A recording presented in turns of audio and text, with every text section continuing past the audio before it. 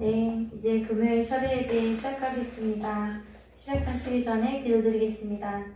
하나님 아버지 감사합니다. 오늘도 이렇게 주님 전에 나와 아버지 예배하게 하신 아버지 전에 예배하게 하시면 감사합니다. 하나님 아버지 오늘도 하나님의 그 은혜가 무엇인지 하나님의 그 사랑이 무엇인지 우리가 다시 한번 생각할 수 있게 도와주시고 아버지 말씀을 들을 때마다 아멘으로 합하여 그 말씀이 내 삶에서 녹여 아버지 살아갈 수 있는 은혜의 시간이 될 수 있게 도와주시옵소서. 하나님 아버지 이 모든 아버지 이전에 아버지 끝나는 믿음이 아니라 아버지 영원토록 살아계시는 그 하나님을 느끼는 은혜의 시간이 될 수 있게 도와주시옵소서. 영상을 보는 모든 성도들에게 동일한 은혜를 주시며 하나님께서 하나님의 그 일하시는 것을 내 눈으로 볼 수 있는 아버지 크나큰 은혜를 주시옵소서. 예수님 이름으로 기도드렸습니다. 아멘. 네. 하나님의 은혜 찬양드리겠습니다.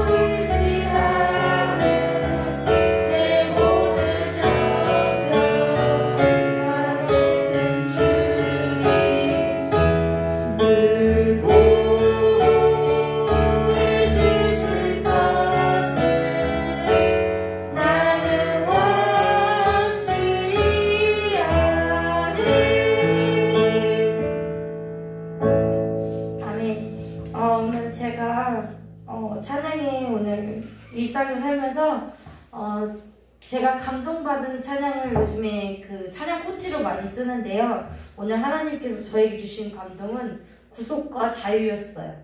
그 하나님 안에서 내가 왜 구속을 받은지 알 수 없지만 그 구속 가운데서도 나는 참 자유하다. 하나님 안에서 자유하다라는 그 선포를 이 자리에서 하고 싶어서 이 콘티를 짰어요. 오늘 하나님의 그 자유롭고 하나님의 그 얽매이는 그 자유가 우리 속에서 살아나는 은혜의 시간이 됐으면 좋겠습니다. 오 자유 찬양드리겠습니다.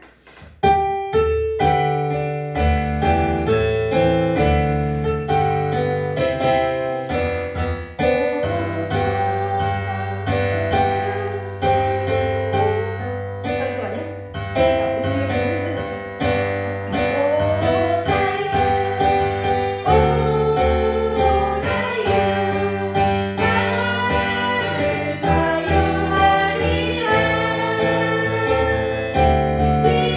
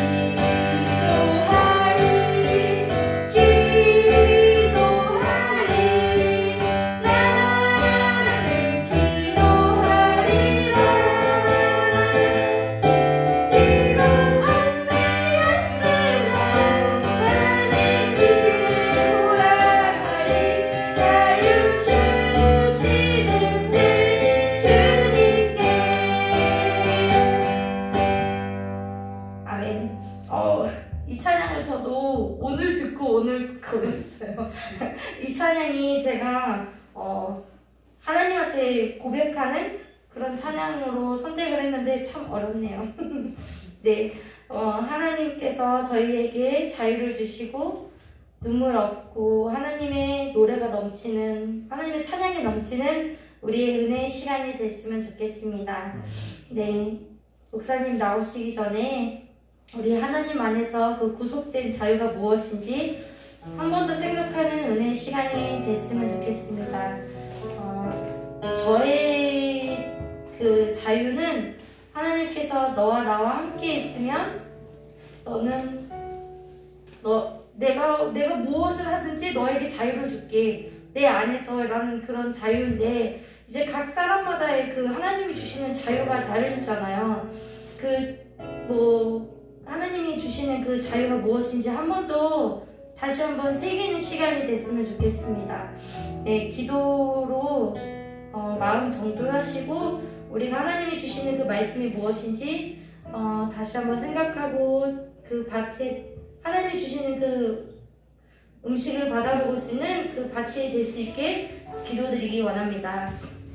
하나님 아버지 감사합니다. 오늘도 이렇게 주님께서 아버지 나에게 아버지 자유를 주셔서 그 자유 안에서 하나님께 찬양드리고 예배하게 하시니 감사합니다. 하나님 아버지 그 찬양의 예배가 나에게서 쉴 수 있게 도와주시고 하나님의 그 말씀이 나 안에서 내 안에서 하나님의 그 자유와 그 말씀을 들을 때마다 우리가 새롭게 회복할 수 있게 도와주시옵소서. 아멘.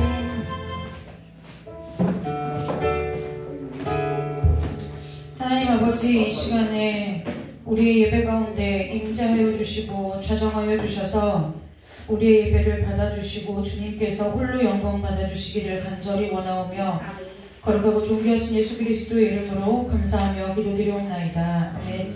다같이 사도신경으로 신앙 고백하도록 하겠습니다.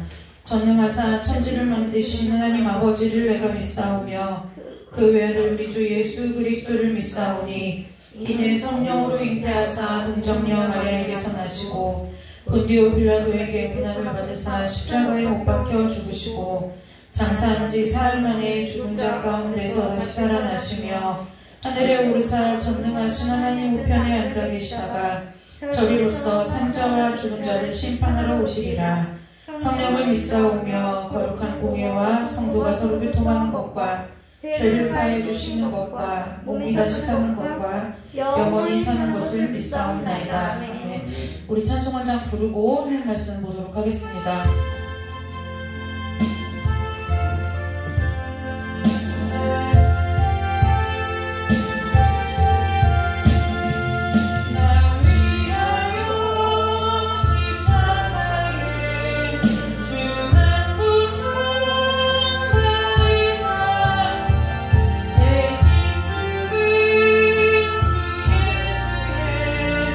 사랑하시는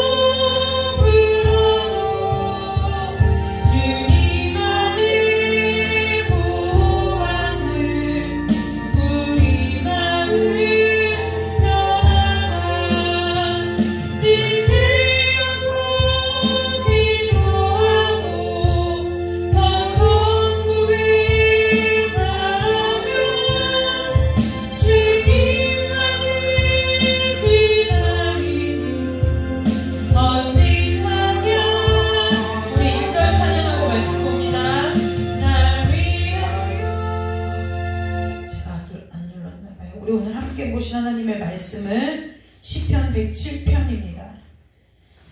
시편 107편 10절에서 22절까지 말씀을 우리가 함께 오늘 은혜를 나누도록 하겠습니다. 시편 107편 10절에서 22절까지 말씀입니다.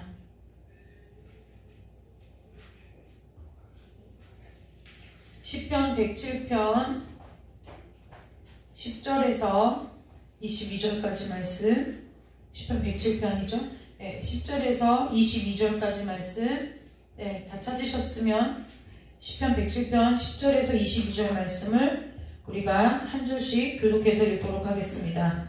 사람이 흑암과 사망의 그늘에 앉으며 곤고와 쇠사슬에 매임은 하나님의 말씀을 거역하여 지존자의 뜻을 수용하라. 그러므로 그가 고통을 주어 그들의 마음을 겸손하게 하셨으니 그들이 엎드려져도 돕는 자가 없었도다. 이에 그들이 그 환난 중에 여호와께 부르짖음에 그들의 고통에서 구원하시되 흑암과 사망의 그늘에서 인도하여 내시고 그들의 얽어맨 줄을 끊으셨도다.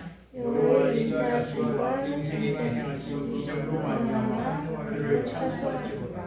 그가 눈문을 깨뜨리시며 쇠빗장을 꺾으셨음이로다. 이런 자들은 그들의 제한된 길을 따르고 그들의 악을 범하기 때문에 고난을 받아 그들은 그들의 모든 음식물을 싫어하게 되어 사망의 문에 이르렀도다. 이에 그들이 그들의 고통 때문에 여호와께 부르짖음에 그가 그들의 고통에서 그들을 구원하시네. 그가 그의 말씀을 보내어 그들을 고치시고 위험한 지경에서 건지시는도다. 여호와의 인자하심과 인생의 힘 기적으로 말미암아 그를 찬송할지로다. 함께 읽겠습니다. 감사제를 드리며 노래하여 그가 행하신 일을 선포할지로다. 아멘. 잠깐 기도하겠습니다. 하나님 아버지 감사합니다. 하나님께서 말씀을 보내어 그들을 고치시고 위험한 지경에서 건지신다는 이 약속의 말씀이 오늘 우리 모두에게 임하도록 주님 축복하여 주시옵소서. 아버지 이 말씀이 우리를 고치고 우리를 구원하는 귀한 말씀, 생명의 말씀이 될 수 있도록 아버지 우리를 말씀 앞에 세우셨사오니 듣는 자나 전하는 자나 함께 하나님 앞에서 하나님의 말씀으로 고침받고 새로워지는 은혜가 있도록 주께서 축복하여 주시기를 간절히 원하오며 거룩하고 존귀하신 예수님의 이름으로 감사하며 기도드리옵나이다. 아멘. 찬송 한 장 부르고 말씀 보도록 하겠습니다.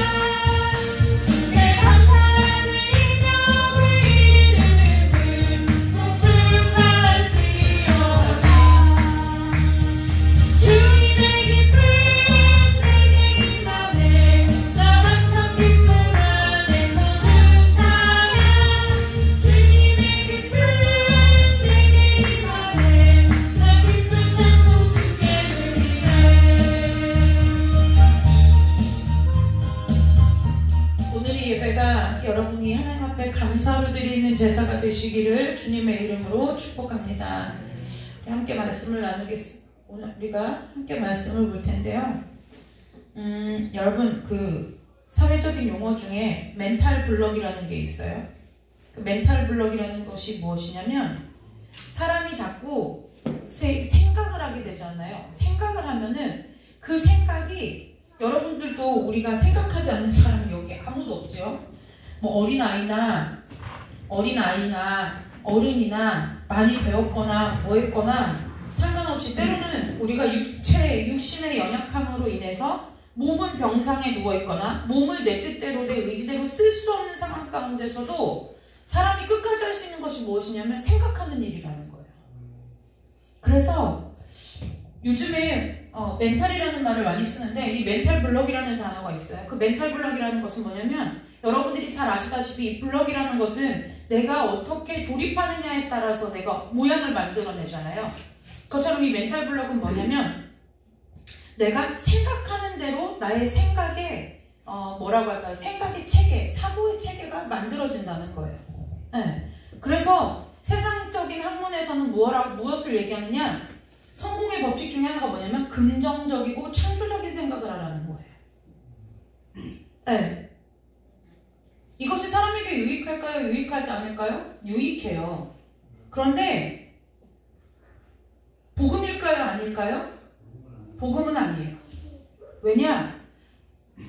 타고난 기질상 우울질이라고 하면 우리는 막 되게 막 사람이 막 이렇게 시름에 잠겨있고 이런 것이 아니라 하나님은 그 사람이 모든 기질을 초월해서 복음은 모든 기질과 성품을 초월해서 일하는 하나님의 일하심이라는 거예요. 그리고 세상이 말하는 그 창조적인 생각과 긍정적인 생각을 하고 창조적이고 긍정적인 말을 하고 그 다음에 뭐라고 얘기해요? 부정적인 말은 하지 말아라 라고 세상은 가르쳐요. 그런데 복음은 세상에서 말하는 긍정이냐 부정이냐의 개념을 뛰어넘는 다른 차원의 생명이라는 것을 저와 여러분이 말씀을 통해서 깨닫는 은혜가 있으시기를 주님의 이름으로 축복합니다. 그러면 왜 그럴까요? 사람들은 말하는 것이 굉장히 중요하다고 생각해요. 그래서 세상에 속설 중에 하나가 어떤 속설이 있냐면 가수는 노래 따라간다. 네, 가수는 노래 따라간다. 그래서 굉장히 뭔가 비극적이고 막 우울한 그런 노래를 부르는 사람은 어떻게 된다는 거예요? 자기의 운명도 자기의 그 생명도 그렇게 간다는 거예요. 그래서 우울한 노래를 많이 부르는 사람은 우울증에 걸리고 뭐 이렇게 간다고 얘기를 해요. 그런데 여러분 우리가 찬양을 보면 어떤 때는 내 마음이 괴롭고 곤고할 때 보면은 정말 찬양이 원래 그런 찬양이 아님에도 불구하고 내 마음이 우울한 채로 불러요.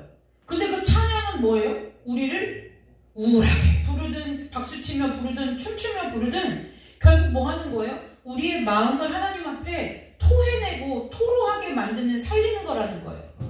그러니까 세상이 말하는 곡조가 부정적이냐 가사가 부정적이냐 세상은 그럴 수밖에 없어요. 부정적인 것은 나쁘다고 그래요. 그러나 성경 복음 무엇이나 긍정이든 부정이든 그것이 아니라 하나님 앞에서는 감사함으로 받으면 버릴 것이 없고 하나님 악한 것도 좋은 것으로 선한 것으로 바꾸실 능력 있는 하나님이라고 말씀을 통해서 저와 여러분을 가르치신다는 거예요.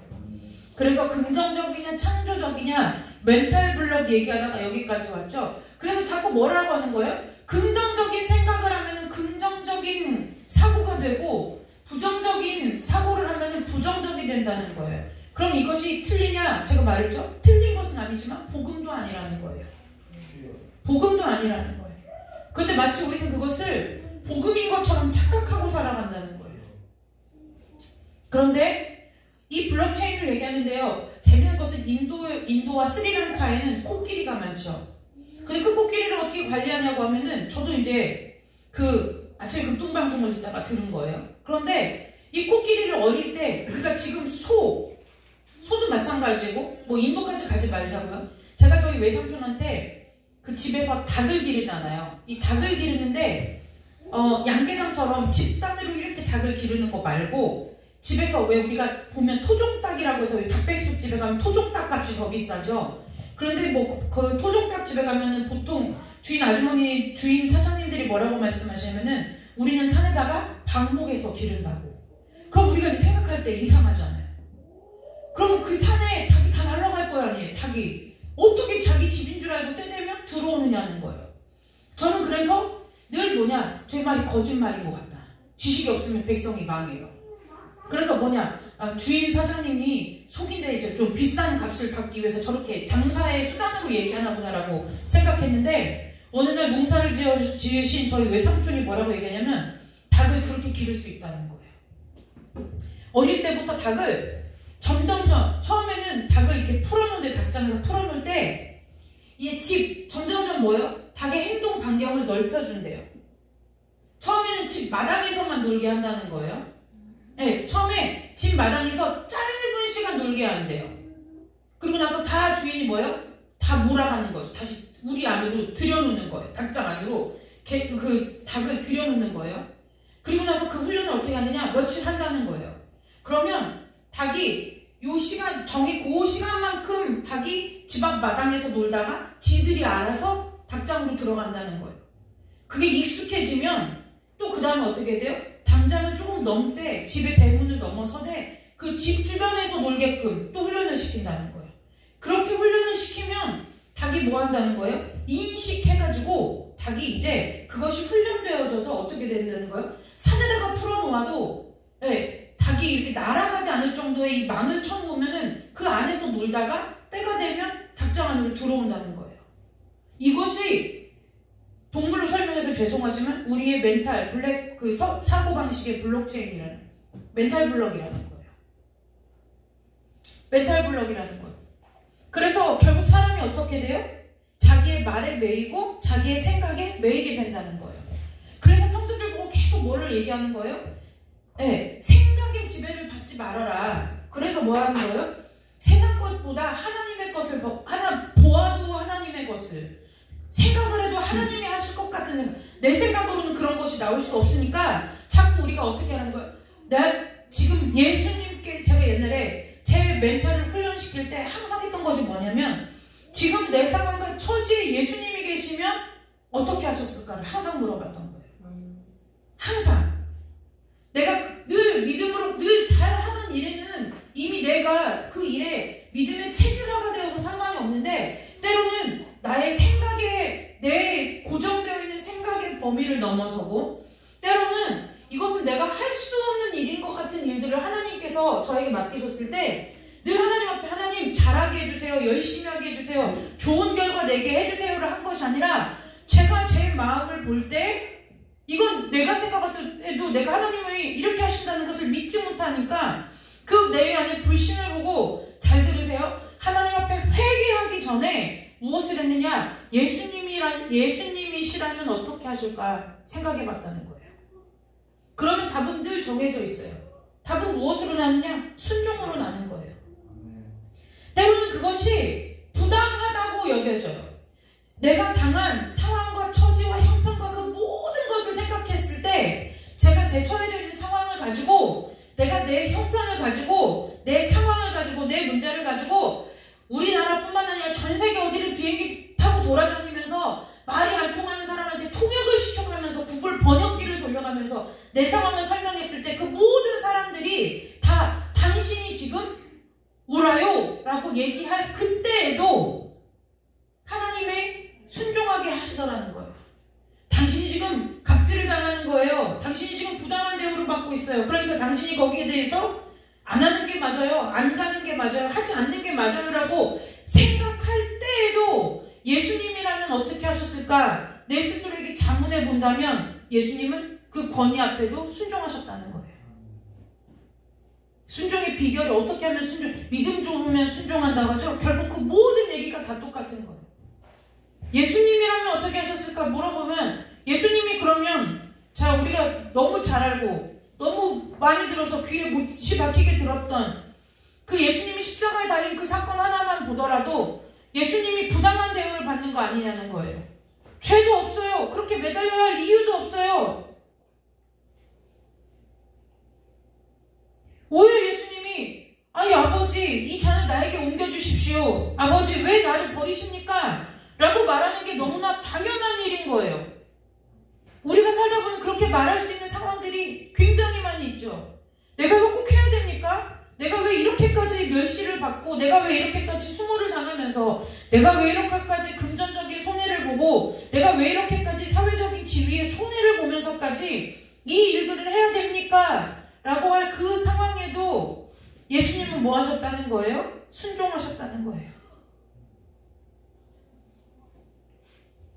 그래서 그 사람의 멘탈 블럭이 자꾸 어떻게 되게 저는 그 표현을 선순환되게 좋게 순환되게 한다고 얘기하죠. 그 멘탈 블럭이 어떻게 순환되느냐는 거예요. 여러분 사사기를 보죠. 이스라엘 백성들의 모든 삶을 통틀어 보면 그게 뭐예요? 불순종 순종의 순환이 계속 이루어지는 거예요. 잘 가다가 삐끗해요. 어떤 신학자가 이렇게 얘기했어요. 어떤 신학자가 얘기했냐면 이스라엘 백성이 문제가 뭐냐? 지속적인 순종이 불가능했기 때문이라는 거예요. 여러분, 우리가 이것을 잘 생각해 봐야 돼요. 지속적인 순종이 불가능했다는 거예요. 부분적인 순종을 했다는 거예요. 그러면 부분적인 것은 순종이 아니고 지속적인 순종이 순종입니까? 라고 우리가, 저와 여러분이 쉽게 이제 언뜻 생각해 볼 수 있죠. 그런데 지속적인 순종이냐, 부분적인 순종이냐, 일시적 순종이냐, 이 얘기는 무슨 얘기인 거예요? 제가 이제 어제 오늘 좀 목사님, 이제 우리 가족이 모두가 좀 쉴 겸 해서 이제 1박 2일 부산을 다녀왔어요. 그런데 갔는데 거기 숙소가 너무 좋은 거예요. 그런데 아무리 좋다 한들 그게 우리 집이냐는 거예요. 우리 집보다 편치 않더라는 거예요. 여러분, 지속적인 순종과 부분적인 순종이 무슨 차이가 있느냐? 다 순종 아닙니까? 여러분에게 완벽을 요구하고 완전함을 요구하기 때문에 이 얘기를 하는 게 아니라는 거예요. 왜 지속적인 순종과 부분적인 순종을 얘기하느냐? 하나님이 그 사람의 심령 가운데 임마누엘 하시냐 안 하느냐의 문제가 이걸 통해서 드러난다는 거예요. 이걸 통해서 우리가 드러난다는 거예요. 지속적인 순종이냐 아니냐, 이거는 행위를 말하는 것이 아니라 하나님께서 나와 함께 하심을 내가 온전히 신뢰하고 살아가느냐 아니냐의 문제라는 거예요. 그래서 이스라엘 백성들과 믿는 우리 안에도 무엇이 있어요? 불순종의 순환이 돌아가는 거예요. 자, 예를 들어 볼까요? 사회적인 권위를 보면 시편에 보면은 무엇이 있어요? 모든 이방 시편에 보면, 제가 잠깐만요. 시편을 지금 찾을 수가, 시편을 찾을 수가 없으니까 제가 오늘 말씀이 길어요. 시편을 일일이 찾아볼 수 없으니까 제가 지금 이렇게 얘기하는 거예요. 예수님께서 뭐라고 했냐면은 권위에 뭐 하라고 했어요? 순종하라고 했어요. 권위에 순종하라고 했어요. 그런데 권위에 왜 순종하라고 했을까요? 권위는 어디로부터 나와요? 하나님께로부터 나온다는 거예요. 하나님께로부터 나온다는 거예요. 그러면 내 부모, 내 직장 상사, 학교 다니는 학생은 선생님, 내가 이 땅에서, 내가 하나님과 하면 이 땅에서 살아가는 모든 관계에 있어서 우리가 이 세상을 살아가면서의 모든 관계는 어쩔 수 없이 상하 개념이 있을 수밖에 없어요. 여기에서 자유한 사람이 아무도 없는 거예요. 아무도 없어요. 지금 저희 교회에서 저희 이용 장로님 최고령자였어요. 그런데 지난주에 장로님 어머님 아버님 영접기도 하시면서 이제 타이틀이 뺏겼어요. 장로님 아버님 연세가 제일 많으실 거예요. 그런데요, 우리가 무슨 얘기하려고 하냐, 지금 이 두 분은 사회적으로 지위가 있어요, 없어요? 없어요. 왜냐면 사회적으로 이제 모든 일에서 은퇴하신 분들이에요. 정년에서 은퇴하신 분들이에요. 그렇다고 해서 내가 모든 권위에서 자유해지느냐? 그렇지 않다는 거예요. 언제까지요? 죽기까지. 죽기까지 그렇다는 거예요. 관계의 상하 관계에서 자유롭지 못하다는 거예요. 그런데요, 이 권위에 왜 순종해야 될까요? 부당해요. 근데 왜 순종해야 될까요? 그 사람이 완전해서가 아니라 그 권위가 누구께로부터 왔다는 거예요? 하나님께로부터 왔다는 거예요.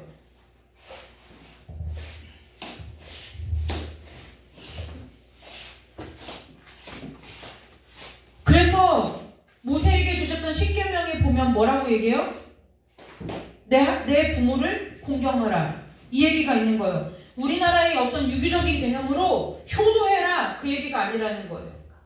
부모의 권위를 인정하라는 거예요. 그 얘기는 무엇이냐? 권위라고 하는 것은 누가 주신 거라고요? 하나님이 주신 거라는 거예요.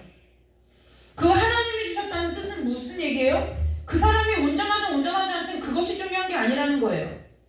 내가 부여받은 권위를 물려받은 사람으로서 공경하라는 거예요.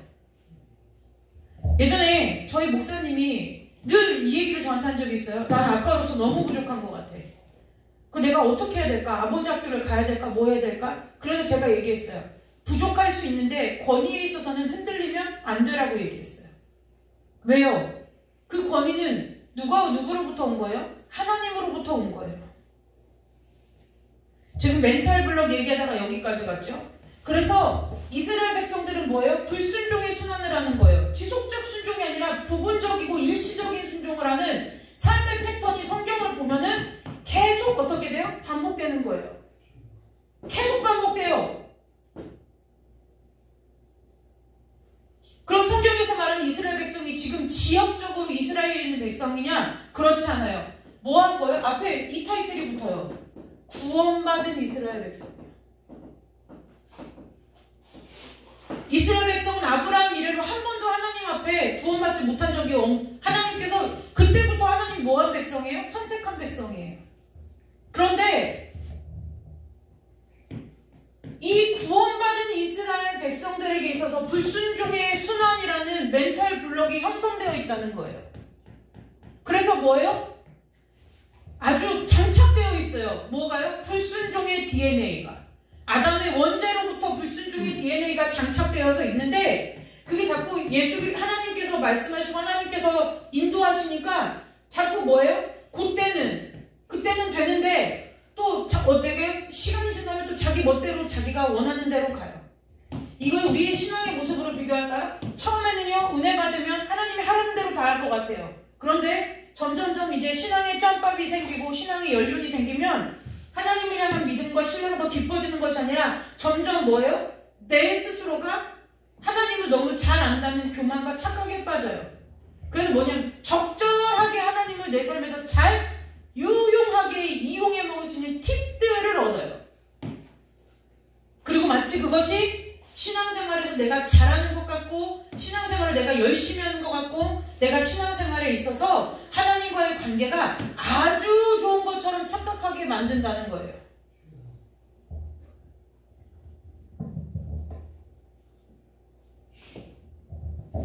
아까 다 키우는 얘기했죠? 코끼리도 마찬가지라는 거예요. 어린 코끼리를 키울 때도 어떻게 돼요? 발에 쇠사슬로 묶어가지고 어떻게 돼요? 어려서부터 쇠사슬 안에서 쇠사슬을 하고 움직일 수 있는 범위 안에서만 돌린다는 거예요.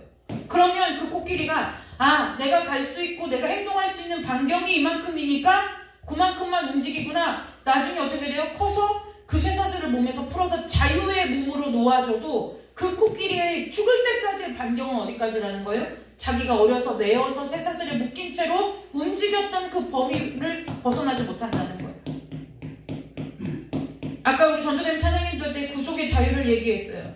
여러분 구속함이 자유일까요? 아닐까요? 자유예요. 근데 왜 자유일까요? 여러분 간섭받는 것 같죠? 그런데 여러분의 인생을 그렇게 간섭하신 하나님이 누구냐? 온 우주의 주인이시라는 거예요. 역사의 주인이시라는 거예요. 크고 광대하신 하나님이라는 거예요. 여러분의 노는 물이 달라지는 거예요. 그게 자유 아니에요? 우리가 이 땅에서 자유해봤자 법을 어길 수 있나요? 그렇지 않아요. 법 못 어겨요. 일단은 뭐가 나가요? 법을 어기면 범칙금이 부과되고 돈이 나가요. 그리고 우리도 마치 그렇게 사육당한 서커스단에 있는 코끼리들처럼 자꾸 뭐예요? 법에 제약을 받는 거예요. 그러니까 뭐예요? 내가 복수하고 싶지만 죽이지 못해요. 왜요? 마음으로는 10번도 죽이겠지만 이제 내가 감옥 가는 게 싫거든요. 내가 감옥 가는 게 싫은 거예요. 막 내가 속이 터지고 답답할 때는 막 차를 가지고 막 아우토반 같은 막 달리고 싶어요. 근데 뭐예요? 달릴만 하면 뭐가 나타나요? 과속 카메라가 나타나는 거예요. 그러면 어떻게 돼요? 못 달리는 거죠. 무엇이 아쉬워져요? 돈이 나가니까요.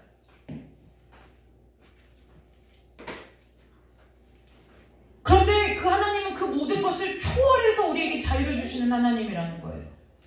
내가 하나님과 살면 법의 제약을 받아서가 아니라 그냥 내가 사는 삶이 그 모든 법보다 위에 있는 삶을 산다는 거예요. 그래서 왜 멘탈 블록이 중요하냐? 왜 우리의 멘탈이 하나님 안에서 순종의 순환이 되는 멘탈로 형성되어야 되는, 그것 때문에 자꾸 뭐 하라는 거예요? 믿음은 들음에서 난다. 네? 하나님 앞에서 뭐예요? 하나님의 그리스도 예수 그리스도 너희들은 이 마음을 품으라 곧 그리스도 예수의 마음이니. 하나님께서 우리에게 왜 자꾸 계명을 줘요? 뭐 하려고요? 지키기 이전에 너의 마음과 생각이 뒤집어져야 된다는 거예요. 뒤집어져야 된다는 거예요. 우리가 얼마나 사상과 생각에 찌들어 있냐면, 제가 단적으로 얘기했잖아요. 부모님의 말에 권위를 두지 않아요. 권위를 두지 않는 거예요. 왜요? 우리 안에 잘 생각해 보세요. 부모도 부모의 권위에 내가 부모의 권위에 순종하지 않는다는 것은 바꿔 이게 부모님이 하나님이라는 것이 아니라 부모의 권위를 준 하나님의 말을 뭐 한다는 거예요? 말씀을 경홀히 여긴다는 거예요. 아무리 내가 말씀을 60독을 100독을 하고 말씀을 계시록을 다 외워도 딱 하나님이 하나 걸면 거기에 와르르 무너지는 거예요. 너 부모 공경 안 하잖아. 근데 그것이 내가 공경해야지 하는 걸로 되돌아가는 거예요. 십계명을 우리에게 주신 것은 무엇 때문이에요? 지켜라. 하나님의 말씀에서 지켜라는 뜻에는 무슨 뜻이 숨겨져 있느냐? 너희들의 마음이 바뀌어야 된다는 거예요. 뒤집어져야 된다는 거예요. 근데 저와 여러분에게 있어서 그래서 이 멘탈 블럭이 잘못 형성된 것을 그 사회적인 용어로 뭐라고 얘기하느냐? 코끼리 사슬 증후군이라고 그래요. 그래서 이 코끼리 사슬 증후군이 무슨 뜻이냐? 자꾸 나도 뭐예요? 내 생각의 범위를 뛰어넘지 못하는 거예요. 많이 있죠. 굉장히 많이 있죠. 대표적으로 예를 들면 술, 담배, 마약 같은 중독도 이거와 마찬가지예요. 그리고 또 어떤 사람들은 뭐예요? 어떤 일을 할 때 어떻게든 해봐야지, 열심히 해봐야지가 아니라 안 되는 이유부터 말을 하는 거예요. 이게 어렵겠어. 왜 안 되냐면 이래서 안 돼. 그래서 뭐예요? 일하려고 하는 사람의 마음을 어지럽혀요. 신나게 만든다는 거예요. 그 다음에 요즘 제가 저희 담일이한테, 저희 목사님하고 제가, 담일아 넌 정말 멋있어. 언제부터 어떻게 이렇게 멋있는 거야? 그러면 이렇게 말해요. 나 원래 멋있대요. 원래 그렇다는 거예요. 근데 이런 말하자면 좋은 뜻의 그 블록체인이 아니라 멘탈 블럭이 아니라 나 원래 그래. 여러분 주변에 이런 사람 있죠? 야, 너 이거 좀 하지 그랬어. 왜 안 해? 그럼 그 사람들이 하는 말 그런 말 하는 사람들이 있어요. 냅둬 나 원래 그래. 그 무슨 얘기예요? 그걸 가지고 믿는 사람들이 또 어떻게 얘기하는 줄 아세요? 하나님의 창조에다가 또 그걸 갖다 써먹어요. 아주 써먹는데, 악한 데 써먹는 데는 얼마나 지혜로운지 성경 말씀하고 정반대. 부부관계에 있어서 이렇게 얘기하죠. 여보, 당신의 이런 점이 내가 너무 불편해. 이거 좀 이렇게 좀 해주면 안 될까? 라고 얘기한다는 거예요. 그러면 그 사람이 서로 간에 그래? 미안해. 내가 한번 고치도록 노력해볼게. 라고 말하는 부분은 백상이 한둘이에요. 뭐라고 얘기하느냐? 냅둬. 나 원래 그래. 나 원래 그렇게 태어난 인간이야. 그러면서 믿음 있는 사람이 뭐라고 얘기해요? 하나님이 나를 그렇게 만들었다는 거예요. 하나님이 나를, 내 기질이 원래 그래. 내 성품이 원래 그래라고 얘기하는 사람은 뭐 하는 거예요? 복음에 합당하지 않은 사람인 거예요. 설교 처음에 얘기했죠. 하나님의 일하시는 그 생명의 복음은 기질과 성품을 뭐예요? 초월한다는 거예요. 그 사람 안에 살아계신 하나님의 생명이 있다. 기질과 성품을 초월한다는 거예요. 어떤 사람은 뭐예요? 더 인정받고 싶은 인정의 욕구가 찬 사람들이 있어요. 그래서 그 사람들의 그 생각은 어떻게 돌아가느냐? 이 사람들은 무의식적으로도 어떻게 하면 사람들한테 칭찬받고 인정받을까를 무의식적으로도 생각하고 있어요. 이 멘탈 블럭이라는 것은 무엇이냐? 내가 생각해야지 해서 생각하는 것이 아니라 아주 사람의 무의식의 근간까지 그것이 쪄들어 있다는 거예요. 그거를 심리학이나 정신과에서는 어떻게 얘기하느냐면 자꾸 뭐예요? 역추적을 하죠. 왜 그렇게 하는 이유가 있을 건데요? 라는 얘기를 하는 거예요. 자, 이런 거예요. 예를 들어 자녀를 키우는데 자녀가 그 발달 연령에 맞춰서 내가 할 거야 이것이 아니라 나이 들어 성인이 되고 성숙하겠는데도 나도 내가 할 거야. 내가 하고 싶은 대로 하게 내도 라고 얘기를 잘하거나 그렇게 행동하는 사람들의 대부분의 어렸을 때의 모습을 보면 착한 아이 증후군이 있거나 내가 원하지 않는 일을 부모가 시켰기 때문에 억지로 하게 되면 그런 일들이 벌어져요. 나는 예를 들어 심부름을 해야 돼요. 심부름 하기 싫어요. 근데 부모님에게 아이들에게 있어서 부모는 너무 절대적인 존재인 거예요. 그래서 그 사람의 내 부모님의 마음을 속상하게 하고 싶지 않고 아프게 하고 싶지 않아서 내가 하기 싫음에도 불구하고 내가 그 일을 했어요. 그렇게 자라온 아이들에게서 나타나는 특징이 뭐냐면 나중에 커서 성인이 되면 뭐 하는 거예요? 냅둬. 내가 알아서 할 거야. 이게 나온다는 거예요. 그래서 누구한테 간섭받는 것도 싫고 누가 내 삶에 좋든 나쁘든 터치하는 것도 싫고 그냥 뭐예요? 결혼을 해서 가정을 이루고 자녀를 해서 공동체를 교회하는 공동체에 속해도 뭐예요? 내가 할 거야. 나도 냅둬. 그래서 그 사람은 뭐예요? 함께 일을 못해요. 왜요? 함께하면 어차피 내 뜻대로 못해요. 그러니까 그것이 내가 잘났어 이것이 아니라 내가 그 상황이 불편한 거예요. 내가 원치 않는 상황 가운데 나를 또 도와야 되니까 어렸을 때의 그 상황들이 트라우마처럼 다시 나타나니까 냅두라고 얘기하는 거예요. 그것도 뭐예요? 또 하나의 멘탈 블럭이라는 거예요.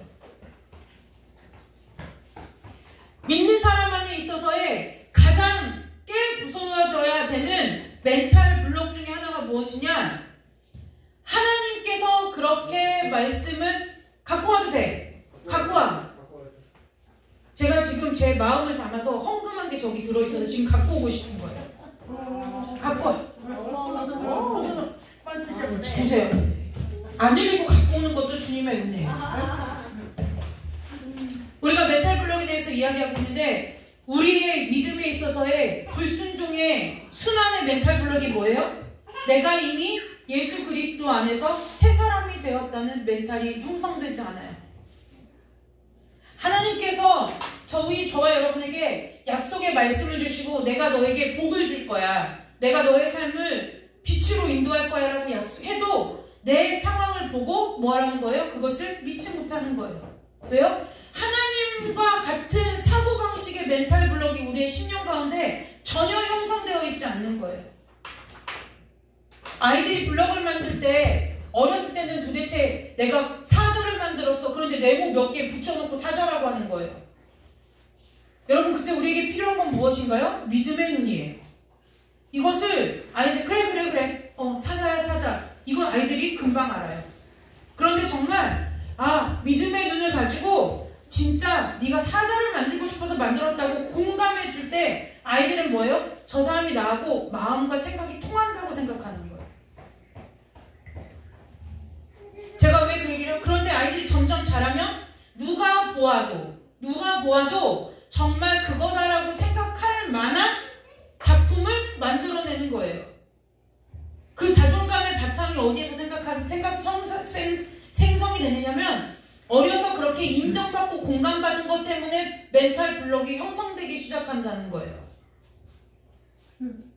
우리가 저와 여러분의 삶에 있어서 왜 하나님의 말씀으로부터 모든 생각이 나와야 되느냐? 왜 우리가 믿음의 사고를 해야 되느냐? 긍정적이고 창조적인 생각을 해서 복을 받기 위해서가 아니라 하나님의 말씀으로 인해서 우리의 삶이 순종되어지는 순환이 되게 돌리기 위해서 이 멘탈이 되기 위해서 이 가치관이 형성되기 위해서 우리에게 믿음과 말씀이 필요하다는 거예요.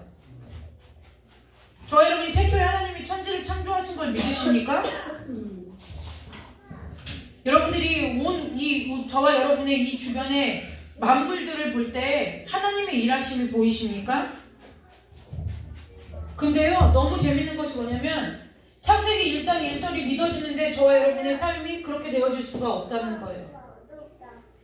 1장 1절의 말씀이 믿어지는데 내 삶의 불안과 두려움과 염려와 근심이 쌓일 일이 없다는 거예요.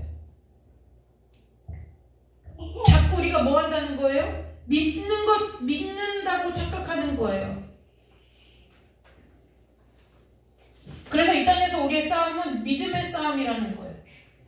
저와 여러분의 멘탈 블록이 하나님과 합한 훌륭한 멘탈로 형성되어지는 은혜가 있으시기를, 세워지는 은혜가 있으시기를 주님의 이름으로 축복합니다.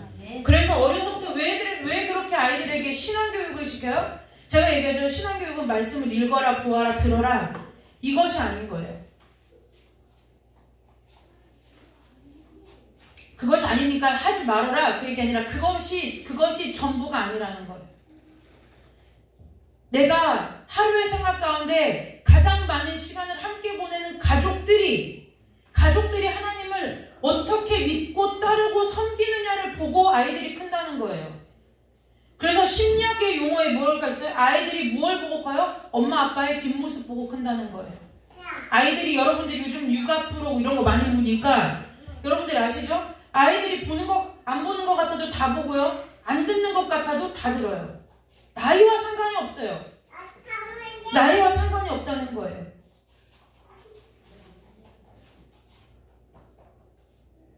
저희 집에 하루 종일 찬양을 틀어놓잖아요. 제법 많은 찬양을 담유리가 알아요. 걔가 그 모든 가사의 내용을 다 알아서 부르겠느냐는 거예요. 흥얼흥얼 거리는 거죠. 왜 우리가 하나님을 향한 그 복음의 멘탈이 블럭이 형성되어야 되는지 우리가 저와 여러분 가운데 깨달아야 돼요. 이제 본문으로 가요. 사람이 흑암과 사망의 그늘에 앉으면 곤고와 쇠사슬에 매임을, 잘 들으세요. 내가 내 형편과 처지가 흑암과 사망의 그늘에 앉은 것 같고 곤고와 쇠사슬에 매인 것 같잖아요. 그러면 성경이 뭐라고 말하냐면 내가 하나님의 말씀을 거역했고 지존자의 뜻을 멸시했기 때문이라는 거예요. 말씀은 거짓말해요? 안 해요? 안 해요.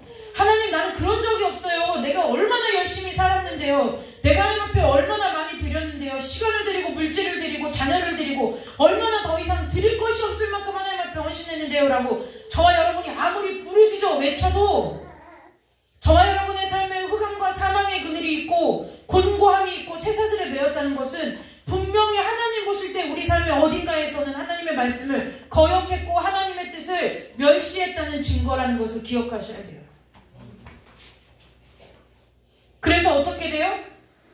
여러분 보세요. 왜 제가 아까 말씀의 서두에 세상이 말하는 긍정과 부정의 그 긍정이냐 부정이냐가 복음이 아니라고 한 지가 오늘 여기 나와요. 12절에 뭐라고 말했어요? 그러므로 그가 누구예요? 주님께서, 하나님께서 고통을 주어서 그들의 마음을 겸손하게 하셨다는 거예요. 세상은 고통받으면 부정해요. 부정 나쁜 거라고, 안 좋은 거라고 얘기해요. 그런데 아니요. 성경에서는 뭐라냐? 하나님께서 친히 그 인생 가운데 고통을 주셔서 그들의 마음을 뭐하게 하셨다는 거예요? 겸손하게 하셨다는 거예요. 우리의 마음이 어떠한 이유에서든지 고통스러워요? 우리의 마음과 우리의 삶에 내 마음이 평소에는 뭐 괜찮은 것 같은데 또 어쩌다 한 번씩은 흑암과 사망의 그늘에 앉고 곤고와 쇠사슬에 매인 것 같은 삶이에요? 그러면 우리가 해야 될 것은 무턱대고 하나님 앞에 내가 내 생각으로 하나님 앞에 잘못한 것 같은 일을 유추하고 추리해내서 하나님 앞에 엎드려지는 것이 아니라 내가 하나님의 말씀을 어떻게 거역했는지, 무엇을 거역했고 하나님을 어떻게 멸시했는지를 하나님 앞에 엎드려 물어야 된다는 거예요. 그래서 그 사람의 삶이 어떻게 돼요? 엎드러졌는데, 여러분, 엎드러졌어요. 그런데 주변에서 막 도와줘요. 막 돕는 사람들이 생겼어요. 그런데 어느 날 보니까 내 삶에 어떠한 문제나 상황으로 인해서 엎드러졌는데 뭐예요? 돕는 자도 없어요? 그럼 그게 무엇 하는 거예요? 아, 내가 하나님의 말씀을 거역했구나. 아, 내가 하나님의 뜻을 멸시했구나. 가볍게 여겼구나. 이 사인으로 보면 된다는 거예요. 오늘 제가 말하는 것이 아니라 성경에 그렇게 쓰여 있어요. 아니, 내가 이렇게 힘들고 내가 이렇게 어렵고 내가 이렇게 다 죽게 생겼는데 왜 내 형제가 나를 돌아보지 않지? 왜 내 부모가 나를 돌아보지 않지? 왜 내 자녀가 나를 돕지 않지? 왜 내가 간이고 슬개고 다 빼주고 내가 모든 것을 다 도와줄 것 같은, 내가 정말 내 평생의 생명의 친구같이 여기는 그 친구도 왜 나를 돌아보지 않지?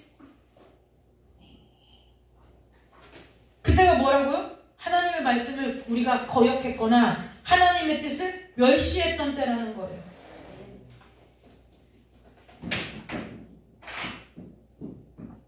결국 우리가 뭐 할까요? 이에 그들이 그 환난 중에 여호와께 부르짖음에 그들의 고통에서 구원하시되 주님께서 정확하게 어떻게 구원하시나 봐요. 흑암과 사망의 그늘에서 인도하여 내시고 그들의 얽어맨 줄을 끊으신다는 거예요. 아멘. 무조건 우리가 잘못했다고 내가 내 생각대로 유추하고 생각해서 내 주변 사람의 내 주변의 사람들의 말을 통해서 아 그럼 내가 이게 잘못했나봐가 아니라 하나님 앞에 엎드려서 뭐 해야 된다는 거예요? 내가 하나님의 말씀을 무엇을 거역했고 어떻게 하나님의 뜻을 멸시하였는지 하나님 앞에 깨닫게 해달라고 은혜를 구하여야 된다는 거예요. 그러면 하나님께서 어떻게 하신대요? 저와 여러분을 흑암과 사망의 그늘에서 인도하시고 우리의 가운데 우리를 얽어맨 모든 줄을 끊으신다는 거예요. 그리고 나면 어떻게 될까요? 여호와의 인자하심과 인생에게 행하신 기적으로 말미암아 하나님을 찬송하게 된대요. 그가 논문을 깨뜨리시며 쇠빗장을 꺾으셨다는데 이게 이스라엘 히브리적 표현인데요. 논문을 깨뜨리고 쇠빗장을 꺾으셨다는 이 표현은 어떨 때 쓰느냐면 내 힘으로 도저히 안 될 상황 가운데 내가 놓여있을 때 이 표현을 써요. 내 힘으로는 어떻게 할 수 없는 상황 가운데 내가 놓여있을 때 이 표현을 쓴다는 거예요. 그래서 오직 누구만요? 오직 하나님께서만 하실 수 있을 때 하나님 내가 논문에 갇힌 자가 됩니다. 내가 쇠빗장 감옥에 갇힌 자와 같습니다. 사슬에 매인 자와 같습니다. 라는 뜻이 어떨 때 쓰여요? 정말 아무 도움도 내 주변에 없을 때요. 이제 내 힘으로는 안 됩니다. 두 손 두 발 들을 때 이 표현을 써요. 잘 들으세요. 미련한 자들은 그들의 죄악의 길을 따르고 우리가 어디 가서 죄졌다는 것이 아니에요. 하나님의 말씀을 거역하고 지존자의 뜻을 멸시했다는 거예요. 죄악의 길을 따르고 그들의 악을 범하기 때문에 고난을 받아 그들은 그들의 모든 음식물을 싫어하게 되어 그 사망의 문에 이르렀대요. 그렇게 됐을 때 이에 그들이 그들의 고통 때문에 여호와께 부르짖음에 그가 그들의 고통에서 그들을 구원하시되 뭐 했대요? 그의 말씀을 보내어 그들을 고치시고 위험한 지경에서 건지신대요. 그래서 우리가 하나님의 말씀을 앞에 서야 된다는 거예요. 하나님의 말씀 앞에 선다는 것은 뭐예요? 자꾸 하나님의 말씀을 듣고 하나님의 말씀을 따르고 순종해야 된다는 거예요. 오늘 이제 말씀을 정리하고 하나님 앞에 기도할 거예요. 여러분 정말 여러분의 모든 인생 가운데 하나님의 영원한 빛이 있으십니까? 여러분의 마음에 하나님의 참 평강이 있으십니까?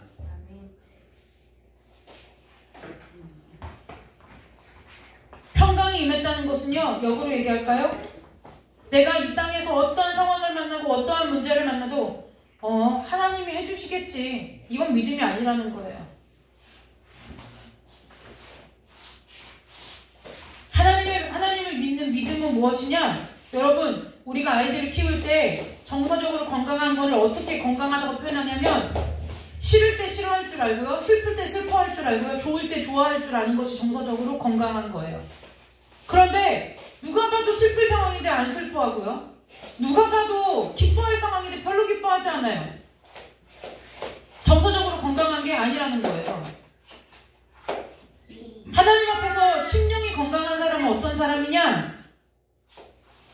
하나님의 일하심을 볼 줄 알죠. 그래서 하나님께서 나를 흑암과 사망의 그늘에 앉혀놓으시면 내가 흑암과 사망의 그늘에 앉아있구나 라고 하고 죄를 뒤집어 쓴 심정으로 하나님 앞에 엎드려지는 사람인 거예요. 하나님이 내 삶 가운데 주신 기쁨 때문에 기뻐 뛰며 뭐예요? 하박국 선지자의 말처럼 외양간에 우리의 양떼가 없고 외양간에 송아지가 없어도 여호와로 인하여 즐거워할 수 있어야 되는 거예요.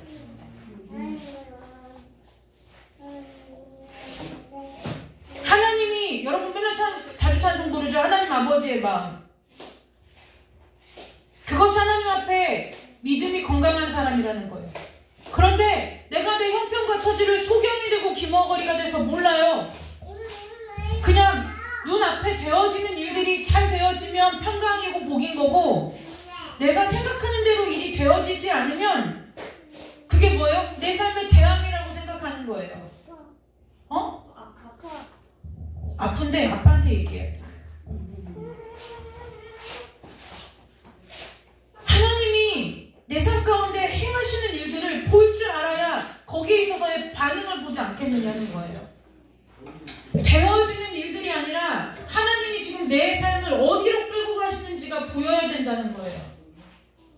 근데 요즘 내가 너무 좋아요. 내가 하는 일이 다 잘 되는 것 같고요. 내가 지금 이 부분이 내 인생에 있어서 약점이고 아킬레스건 같은 건데 내가 지금 이 부분이 굉장히 좋아지고 있는 것 같아요. 그러면 사람은 어떻게 돼요? 거기에만 몰두하는 거예요. 나머지를 못 봐요. 하나님의 시선은 그렇게 근시안적인 것이 아니라는 거예요. 바로 코앞에만 보는 것이 아니라는 거예요. 하나님과 함께 보잖아요. 하나님의 시선으로 저와 여러분의 각자의 삶을 보는 눈이 열리면 저와 여러분이 지금 하나님 앞에 죄를 무릅쓰고 회개해야 되는 것인지 아니면 하나님 앞에 내가 지금은 내어드릴 것이 없고 드릴 예물이 없고 잡을 재물이 없고 세상 사람들이 모두가 나를 볼 때 저 집이 어떻게 살아 네가 어떻게 사니라고 걱정 근심에 난리를 쳐도 내 영혼 평안하고 하나님 앞에 기쁨으로 감사할 수 있어야 된다는 거예요. 그것이 하나님과 함께하는 멘탈을 가진 사람의 삶이라는 거예요. 제가 여기 오면서요 한나 전도사랑 무슨 이야기를 하다가 제가 얘기했어요. 너 지금 전도사 너의 삶에 하나님이 급하게 움직이셔. 하나님은 뛰고 있는데 네가 걸으면 어떻게 해? 왜 그래요? 내 삶을 너 앞에서밖에 못 보는 거예요. 근데 우리는 내가 믿음 좋다고 생각해요. 왜요? 하나님이 하실 거니까. 여러분 정말 믿음 좋은 사람은 하나님이 걸으시는지 뛰시는지 멈추시는지 나르시는지 그게 하나님하고 친한 사람인 거예요. 가족이 같은 시간을 함께 보내죠. 그러면 제가 늘 자주 비유하잖아요. 여기는 여러분보다 제가 목사님에 대해서 잘 알아요. 저는 어느 정도까지 목사님을 분별하냐면 목사님이 사모 부르면 그게 커피를 갖다 달라는 건지 무엇을 물어보려고 하는 것인지 다 알아요. 저희 시골 어머님이 시골에 가서 목사님이 설교 준비를 하는데 사모 불렀어요. 그래서 제가 아무 말도 안 하고 알았어 하고 일어나서 커피를 타다 갖다 줬어요. 저희 어머님이 웃으시는 거예요. 왜 부르는지 모르니까. 저는 지금 여러분들에게 이 얘기를 목사님이 사모님을 저렇게 시켜먹고 이 얘기를 하려고 하는 것이 아니라 함께 시간을 보내면 서로가 그렇게 알게 된다는 거예요. 그 사람이 그 한마디에 어떤 의미가 들어있고 어떤 걸음을 하게 될지가 보인다는 거예요. 여러분 우리가 정말 어느 누구에게 나 정말 하나님하고 친해요. 나 정말 하나님밖에 내 좋은 친구가 없어요. 하나님만이 나의 친구고 하나님만이 내 편이시고 하나님만이 내 소망이라고 하면 어느 믿음의 정도는 없지만 어디까지 하나님과 깊이 친해져야 되느냐. 하나님이 지금 내 삶에서 달리시는지 멈추셨는지 뛰시는지 나시는지 지금 하나님이 나를 향하여 보시는 눈이 재앙인지 평안인지 볼 줄 알아야 된다는 거예요. 내가 지금 하나님 앞에 감사해야 되는지 내가 하나님 앞에 엎드려 하나님 나를 용서하고 나를 건져달라고 하나님 앞에 엎드려져야 되는지 알아야 된다는 거예요. 저와 여러분의 삶에 이 하나님의 시선으로 하나님의 마음으로 하나님의 생각과 함께 생각하고 바라보는 믿음의 멘탈 블록이 형성되시기를 주님의 이름으로 축복합니다. 찬송 잘해요. 주님 말씀하시면 내가 가리이다. 주님 말씀하시면 내가 멈춰선대요. 과연 저와 여러분의 삶이 온전히 그런가요?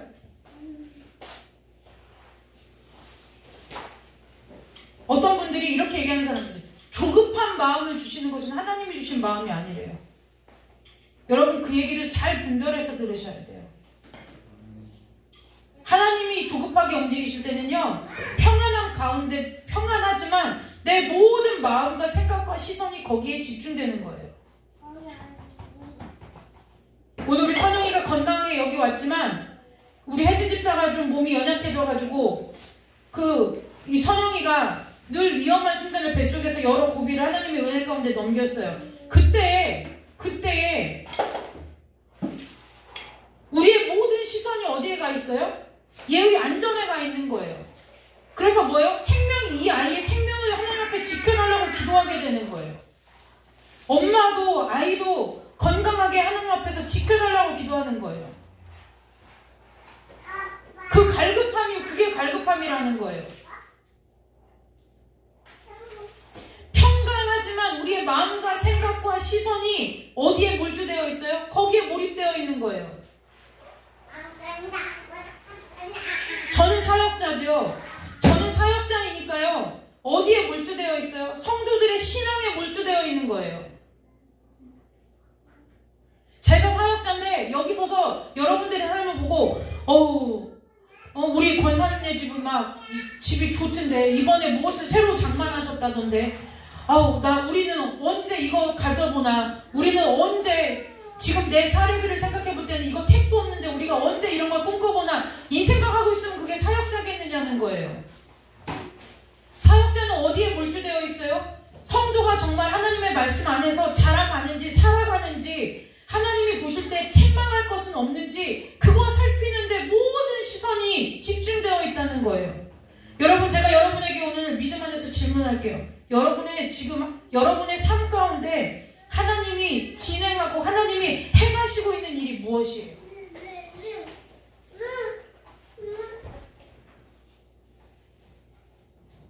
오늘 저와 여러분의 삶 가운데 하나님이 지금 일하고 계시는 그 일이 어떤 거냐는 거예요.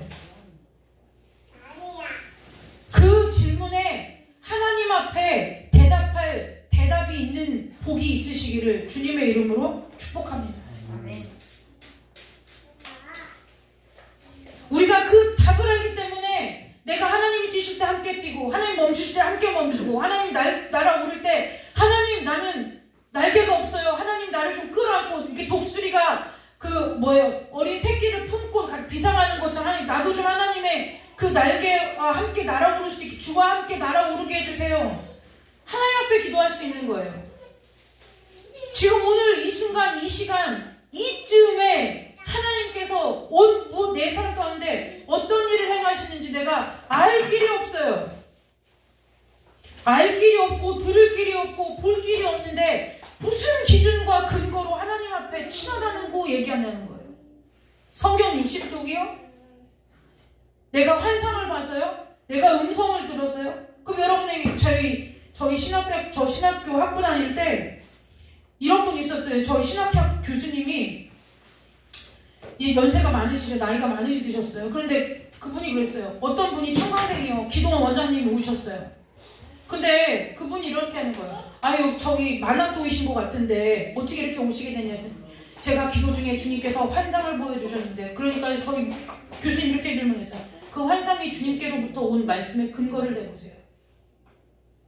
제가 꿈을 꿨는데라고 얘기했어요. 하나님이 주신 꿈이라고 인정할 만한 말씀의 근거를 내보세요. 한마디를 못하는 거예요. 한마디를 못하는 거예요. 여러분이 받은, 그렇게 들었던 수많은 하나님의 음성, 여러분들이 그렇게 보았던, 하나님께서 보여주셨던 그 수많은 환상, 하나님께로부터 왔다는 증거가 어디 있어요? 여러분들이 그 환상을 보고 음성을 들었을 때 그 음성이 하나님께서 나에게 주신 것인지 아닌지 여러분들이 하나님 앞에 확증을 받아보셨어요? 너무 쉽게 말하잖아요. 하나님께 나에게 꿈을 주셨는데, 환상을 주셨는데. 듣지 말라는 것이 아니에요. 들으세요, 보세요, 꿈꾸세요.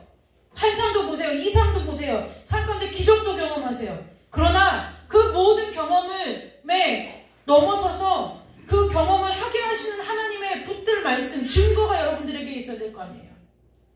출애굽한 이스라엘 백성들에게 하나님께서 증거로 뭐 주셨어요? 십계명 주시잖아요. 노아에게 하나님께서 다시는 내가 물로 세상을 심판하지 않을게 라고 얘기하고, 노아가 먼저 얘기했나요? 하나님 증거 좀 내놔봐요. 아니, 어째 운 좋게 내가 이번에는 이 홍수에서 살아남았어요. 그런데 이런 하나님이 다음에 또 안 그런다는 보장이 어디 있어요? 나에게 좀 증거 좀 줘보세요 라고 노아가 얘기하지 않았어요.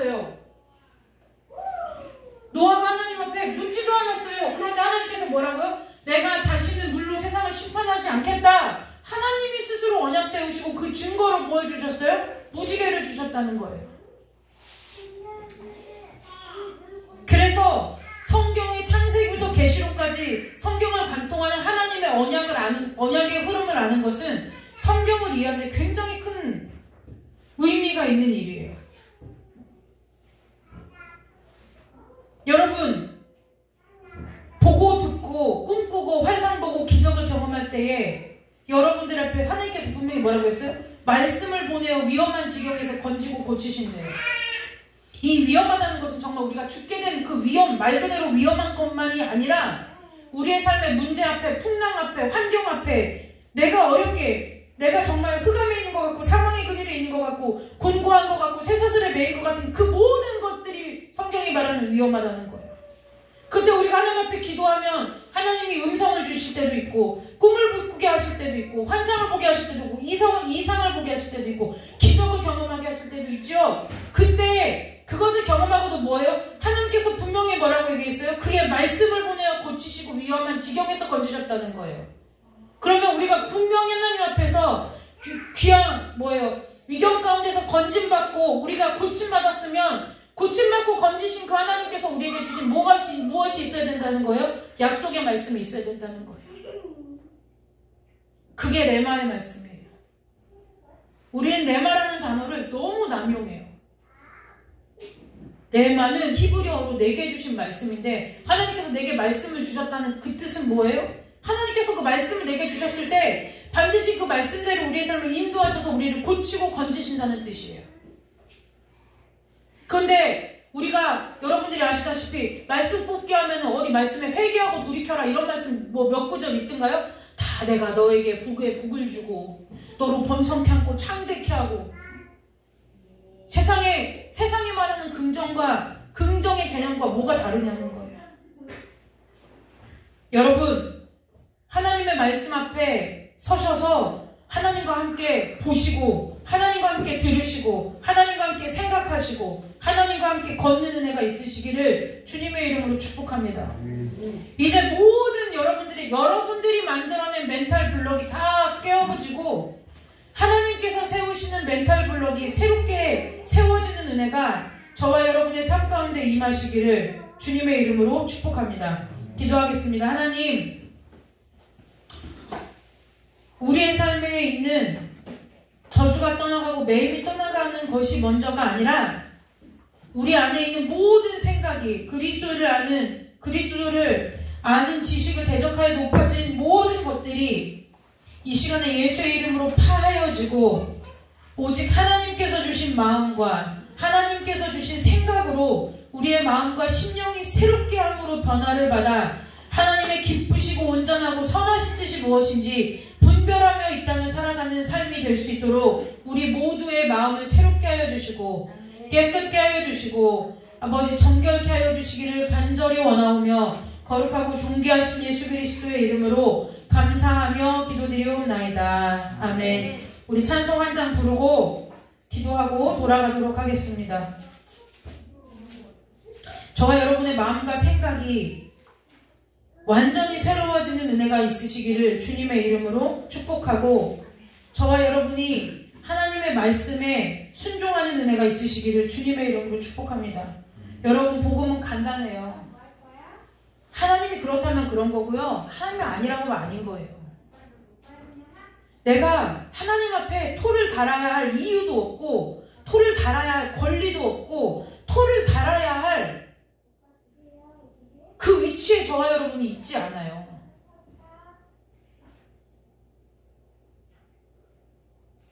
하나님 앞에 하나님과의 깊은 교제 가운데 하나님과 나눌 말은 많지만 우리가 하나님 앞에 이유를 달아야 할 일들이 많지 않다는 거예요. 오늘 우리가 하나님의 말씀 앞에 잠잠히 서서 하나님의 뜻을 깨닫고 하나님의 음성을 듣고 하나님의 마음을 알고 돌아가는 은혜가 있으시기를 주님의 이름으로 축복합니다. 우리 찬송 한 장 부르고 기도하고 돌아가도록 하겠습니다.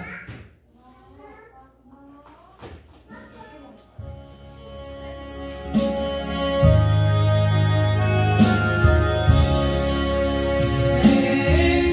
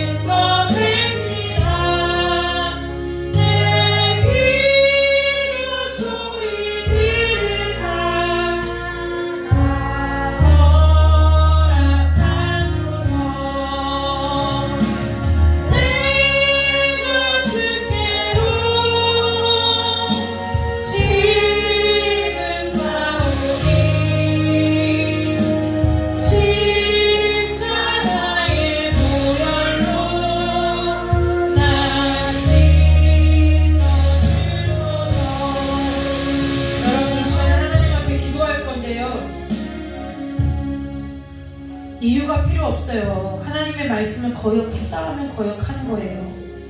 하나님의 뜻을 멸시했으면 멸시하는 거예요. 저희 소율이가요, 이제 5학년을 마치고 생활 통지표를 받아왔어요. 그런데 늘상 그렇듯이 그 교과목이 나와 있는 거기가 아니라 그 뒤에 선생님이 이렇게 써주시는 평가를 저는 늘 먼저 봐요. 왜냐면 정말 제가 그냥 사역자이기 때문에 여러분들 듣기에 좋으라고 본이 되고 싶어서 공부가 먼저가 아니라 하나님을 섬기는 게 먼저라고 얘기하는 것이 아니라 제가 늘 소율이는 알고 있어요. 무엇 하냐면 공부 못하면 안 혼나는데요, 사람 없인 여기면 혼나요. 아무리 학교 안에 자기와 마음이 맞지 않고 자기와 기질이 다른 친구라 할지라도 속상할 수 있어요. 마음에 들지 않을 수 있어요. 그런데 그 말을 제가 들어주다가도 선을 넘어가면 저한테 네가 뭔데 사람을 그렇게 평가하고 바라보느냐고 무지하게 혼나요. 그런데 선생님의 평가를 보니까요, 제가 하면 참 감사한 거예요. 뭐라고 써있냐면 웃 어른을 잘 공경할 줄 알며 예의가 바르다는 거예요.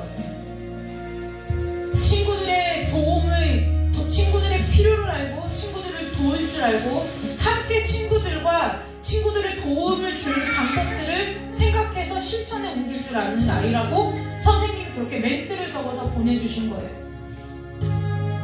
여러분, 사람을 귀하게 여기지 않는 사람이요, 하나님 공경이요? 못해요. 나와 함께하는 가족들을, 나와 함께하는 자녀들을, 나와 함께하는 부모를 멸시하면서 귀하게 보지 않으면서 하나님 공경하지 못한다는 거예요. 여러분, 오늘 이 시간에 기도할 때요, 무조건 죄라고 여기고 회개하라는 것이 아니라 하나님, 내가 하나님의 말씀을 거역한 것이 있으면 알게 해달라고. 하나님의 뜻을 가볍게 여기고 멸시한다는 것은 뭐냐면요, 가볍게 여긴다는 거예요. 제가 지난주에 금요일 때 얘기했잖아요. 제가 하나님 앞에 회개했다고요. 무엇을요? 제가 우리 청년들은 그냥 때가 되면 하나님이 좋은 사람 만나서 결혼하게 하실 줄 알았다고요. 그리고 났는데 다 시기가 지나갔어요. 시기가 지나가지 않은 하나에서 딱 하나님의 예언이 하나 있어요. 그럼 예언이는 아직 시기가 남았으니까 나태해져도 되느냐? 그렇지 않다는 거예요. 제가 목사님하고 오래 교제했죠. 제가 아침마다 일어나서 하나님 앞에 했던 기도가 있어요. 그것이 무엇이냐? 우리 더 사랑하게 해주세요. 우리 행복하게 해주세요. 그거 기도한 게 아니에요. 우리의 관계를 깨트리는 모든 사단의 세력을 막아달라고 기도한 거예요.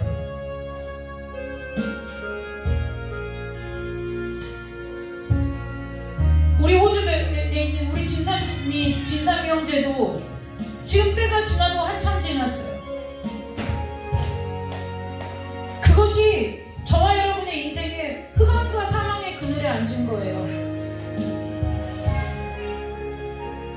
이제 우리 교회가 질적인 부분만이 아니라 장소적으로나 순적으로 부흥해야 돼요. 그걸 여러분들이 보지 못하고 그냥 마냥 우리 교회 좋은 교회야, 우리 교회 좋은 교회 아니에요. 교회는 다 좋아요. 왜요? 하나님이 주인이시기 때문에 교회는 다 좋아요. 그러나 건강하게 성장하지 못하면, 그래서 지난주에 장로님, 어머님, 아버님 영접 기도하는 것이 제가 하나님 앞에 참 감사한 거예요. 기도의 응답을 받아서가 아니라 우리 교회도 잉태할 힘이 있구나, 생산할 능력이 있구나. 우리 교회가 사람과 같은 교회예요. 하나님이 사람을 보내줄게, 하나님이 해줄게, 장막 뒤에서 비웃는 사람과 같이 우리가 자꾸 뭐예요? 우리만의 이유를 찾아요. 그래, 우리 교회는 말씀이, 우리 교회는 서로가 성도의 형편을 잘하니까 그거 중요하지 않다는 것이 아니에요. 그 일이 온전히 하나님께서 하신 일이라면 성도가 100이 되든 1000이 되든 하나님께서 그 일을 행하시지 않겠느냐는 거예요. 그래서 영접 기도하고 돌아오면서 하나님 앞에 그런 기도를 마음으로 했어요. 하나님, 늙어서 모든 경수가 끊어져서 이제는 생명을 잉태할 힘이 없는 사람과 같이 내 자신을, 우리 교회를 바라봤던 나를 용서해달라고 하나님 앞에 회개한 거예요. 하나님이 이삭과 같은, 그래서 그 두 분이 저에게는 이삭과 같아요. 약속으로 받은 아들. 그래, 다시 한번 하나님께서 내가 교회를 부흥시켜줄게. 이제 사람을 보내줄게. 살리게 해줄게. 자녀를 낳게 해줄게. 하나님의 약속 같은 거예요. 그분들은 개인적으로 구원받고 천국을 얻었지만 제 개인적으로는 그분들이 영접함에 있어서 우리를 통해서 한 가정이, 가문이 구원받는 것도 감사하지만 우리 교회도 이제 새 생명을 잉태할 힘이 있구나. 끊어졌던 경수가 끊어지고 이 모든 걸 다 떠나서 하나님이 이제 일하시기 시작하겠구나. 하나님의 일하심을 받다는 거예요. 여러분, 오늘 이 시간에 하나님 앞에 여러분들의 각자의 삶을 두고 그리고 이 교회를 두고 기도하세요. 제가 그래 지난주에 그랬잖아요. 우리 청년들 보면 애가 타고 속이 타요. 제가 그래서 말씀을 뼈저리게 깨달아요. 뭐요? 갈라디아서 보면은 저들에게 잘하래요. 주의 종들에게 잘 섬기래요. 왜요? 저들은 어떤 사람들이냐면 너희들이 죄를 회개하는 것과 같이 마음으로 같이 회개한다는 거예요. 제가 그 얘기를 지난주에 영접기도하러 가면서 한나절마다 뒤에 태우고 그 얘기했어요. 너희들이 결혼이 늦어지는 것이 마치 우리 일 같아서 하나님 앞에 밤이고 낮이고 부르짖는다. 아침이고 저녁이고 부르짖는다 그랬어요.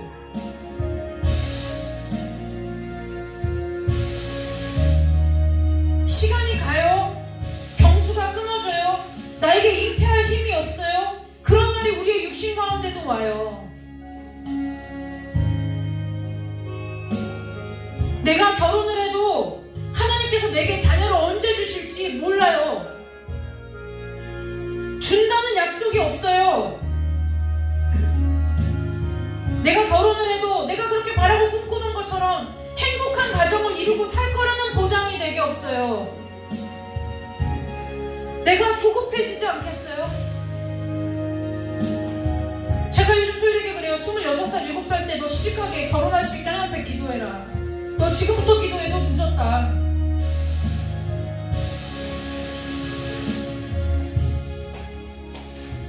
제가 얘기했잖아요. 제가 초등학교 입학하고 할머니네 집에 왔더니 할머니가 뭐라고요? 좋은 배필 만나고 좋은 선생님, 좋은 짝 만나게 해달라고 기도했다고. 기도해 주셨다고. 제가 그랬다 했잖아요. 할머니 나는 이제 1학년인데 무슨? 그랬더니 할머니가 저에게 그러셨어요. 너 낳았을 때부터 그 기도했다. 그러니까 목사님은 제가 사랑하는 사람이기 전에 우리 할머니가 기도한 기도의 응답인 거예요. 하나님이 준비하신 응답이라는 거예요. 내가 그냥 감정 따라 사랑해서 만난 짝이 아니라는 거예요. 그 이전에 하나님이 나에게 있어서 예비해 주신 배필이라는 거예요. 소율이가 이렇게 얘기해요. 엄마 좋겠다. 아빠 같은 사람 만나서. 그래서 제가 그랬어요. 그러니까 너 빨리 늦었어. 저는 좋은 사위 볼 거예요. 왜요? 제 남편이 소율의 남편이 좋은 사위이겠지만 저는 제가 어려서부터 하나님 앞에 좋은 사위 보게 해달라고 기도했거든요. 하나님 믿음이 신실한 사위 보게 해주세요. 세상에서도 유력한 사위 보게 해주세요. 저 아이가 뱃속에 잉태된 순간부터 그 기도했어요. 하나님 믿음의 실력으로도 유력해서 세상 가운데 하나님의 나라를 선포할 사람, 믿음으로도 하나님 앞에 신실해서 하나님이 어떠한 일을 맡겨도 순종함으로 감당할 사람, 하나님 그런 짝이 내 아이의 배필되게 해달라고 기도했어요. 여러분 오늘 기도하세요. 우리 청년들 기도하라고요. 여러분의 삶의 시간이 하나님 앞에 지금 그렇게 허투루 보는 시간이 아니라는 거예요. 밤낮으로 출근하기 전에, 일터 가기 전에 하나님 앞에 나와서 엎드려 기도하고, 모든 피곤해서 녹초가 된 몸을 갖고 쓰러져서 하나님 앞에 성전에 와서 엎드려 기도해도 여러분들의 때가 급해요. 하나님이 급히 일하는 거잖아요. 6월절 출애굽할 때 어떻게 해요? 지팡이 잡고 급히 먹으라잖아요. 하나님은 급히 먹으라고 하는데, 하나님 나 원래 소화기관이 약해요. 나 좀 느려요. 좀 기다리세요. 여러분에게 무슨 그런 권한이 있어요? 하나님은 삶 가운데 말하시는 거예요. 하나님이 음성 주신다고요? 어떻게 음성 주시는 줄 아세요? 여러분의 삶에 음성 주시는 거예요. 육신의 나이가 들어가잖아요. 여러분들이 여러분 자신을 믿음의 눈으로 바라보는 게 무조건 긍정적으로, 무조건 좋게 바라보는 것이 아니에요. 말씀 앞에 나를 세우고 나를 냉철하게 판단하고 분석하는 거예요. 내 성격이 약한 것은 이거고 강점은 이것이고 지금 내 형편과 처지와 상황이 어떻고. 제가 부산에 가 있는데 전화 한 통이 왔어요. 사모님, 내가 급하게 기도해야 될 일이 있는데 나 사모님밖에 우리 교회 성도 아니에요. 사모님밖에 생각이 안 나서요. 그런데 그분이 저에게 이런 말을 해요. 사모님, 왜요? 나는 왜 매일 같은 문제에서 넘어질까요? 저에게 이미 말씀이 왔어요.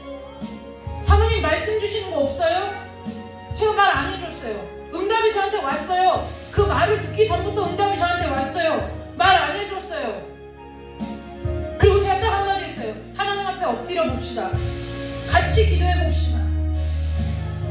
마음이 고쳐지시기를 주님의 이름으로 축복합니다. 오늘 이 시간 여러분들의 마음이 고침받아야 돼요. 왜 이렇게 하나님의 말씀에 둔해요? 왜 이렇게 하나님의 말씀 앞에 감흥이 없어요? 하나님이 급하다 하시는데 나는 느긋하고, 하나님은 달리시는데 나는 걸어가고, 하나님이 주변을 통해서 말씀하시는데 내가 스스로 이건 음성이 아니고 저건 음성이라고 분별하고, 다 어디서 내 감정이 기준이고 내 생각이 기준이고.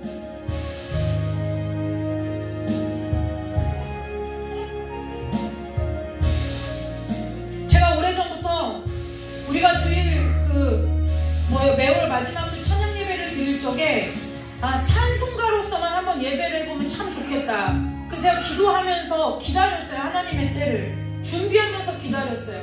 왜요? 우리 예언이도 준비를 해야 돼. 자꾸 예배를 인도하는 거기에 서부는 경험적 지식도 필요하고 기다렸어요. 그런데 이제 차를 오래 타고 왔다 갔다 하다 보니까 저희 김종민 과장님 저한테 이 얘기를 하시는 거예요. 찬송가를 좀 많이 불렀으면 좋겠어. 우리가 조금 나이가 있어서 그런지 젊은 이렇게 청년들이 부르는 찬양은 좀 따라하기가 어렵더라고. 그렇게 얘기하는데 제가 그것이 하나님의 음성으로 들릴 거예요. 그렇구나. 저는 뭐예요? 하나님 앞에 기도해 놓은 것이 있으니까 응답을 받은 거예요. 네, 기도해 놓은 것이 있으니까 응답을 받은 거예요. 그래서 이 때가 됐나 보다. 그래서 제가 오늘 이걸 미리 예언할 때 말을 해야 되지만 당장 이번 달에 해라 그건 아니지만 우리가 기도하면서 한번 찬송가로 콘티를 해서 찬송가로 예배를 드려보는 것은 어떻겠냐라고 제가 단에서 하세요 이것이 아니라 준비해야 되니까요. 우리가 한번 기도하면서 하나님의 때를 구해봐야 되겠다라고 얘기를 하려고 그래요. 여러분, 하나님 앞에 기도하세요. 지금 내가 어디에 와 있는지, 지금 내가 어디로 가는지, 지금 하나님께서 내 삶 가운데 무슨 일을 행하는지, 지금 내가 무엇 때문에 귀가 막히고 눈이 어두워져서 주님께서 나에게 그렇게 말씀하시는 그 말씀을 내가 듣지 못하는지 오늘 이 시간에 하나님 앞에 엎드려 은혜 구하시기를 주님의 이름으로 축복합니다. 듣고 가세요. 마음에 받고 가세요. 하나님께서 여러분에게 말씀 주시기를 원해요. 이 시간에 다 같이 기도할 때에 하나님, 지금 내가 어디로 갑니까? 지금 내가 어디에 서 있습니까? 지금 하나님께서 내 삶 가운데 무슨 일을 행하십니까? 하나님, 우리 교회 가운데 이제 어떻게 하실 것입니까? 우리가 어떻게 해야 합니까? 무엇 할까요? 이 시간 하나님 앞에 간절한 마음을 가지고 어떠한 음성이든 주님께서 주시는 음성에 순종할 수 있는 마음을 달라고 다 같이 우리가 기도하고 돌아가도록 하겠습니다. 다 같이 기도합니다. 하나님 아버지 감사합니다. 하나님 아버지, 이 시간에 우리 가운데 말씀하여 주시옵소서. 아버지, 이 시간에 주님의 은혜로 말미암아 아버지, 우리의 막혔던 귀가 열리고 닫혔던 눈이 열리는 아버지, 그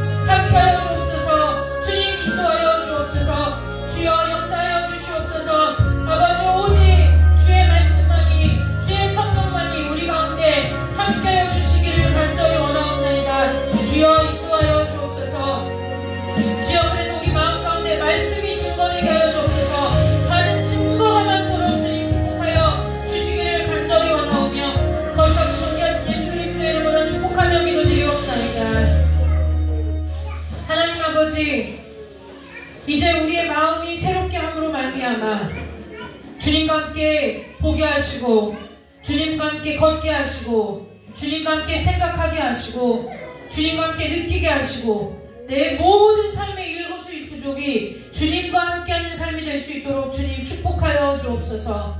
그래서 우리가 주의 복을 얻게 하시고, 주님의 은혜를 입게 하시고, 주님의 인도하심을 받는 삶을 살게 하셔서, 정말 하나님 아버지, 우리가 아버지 예배에 앞서 하나님 앞에 찬양으로 고백한 것처럼 주님께서 말씀으로 약속하신 참된 구속의 자유함이 우리 귀한 성도들의 삶 가운데, 이 교회 가운데 임하도록 주님 축복하여 주옵소서.